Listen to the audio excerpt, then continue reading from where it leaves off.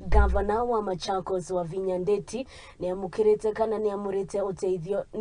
uteithio wa shilingi milioni 65 kuuma kwĩ ruhonge rwa National Drought Management Authority, undu uria augite niukuhura njeki mubango wake wa kuongerera magetha ma irio thiini wa kaunti-ini, na oho Wavinya Ndeti ni augite waki wa demu ya Miwongoni na Kiai mwena wa sub-county ni ukonina wagi wa Maai thiini wa tauni ino ya Machakos.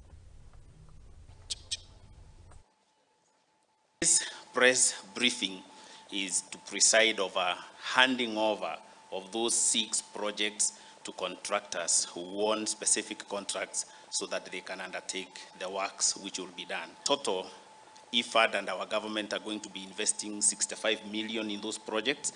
It's a good investment.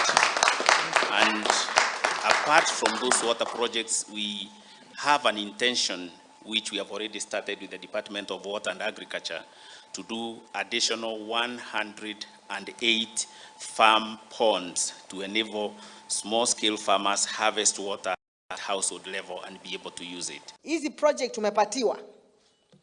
There are 65 million. 65 million. Na mnajua mimi sijashika hata budget ya wapi ya Machakos. Tunaelewana?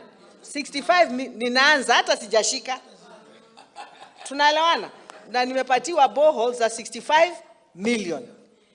Na mnajua we have had, so tumekuwa na partners wengi. Tena nimepatiwa 108 farm ponds. Hizo tutazitengeneza kwa watu nyumbani. Tunaelewana? Huko kwa watu mashinani, in the dry areas, tufanye kwao, kwa mashamba yao, ndio mvua ikija, wakue na maji. County government and also dams, and I know there are other dams.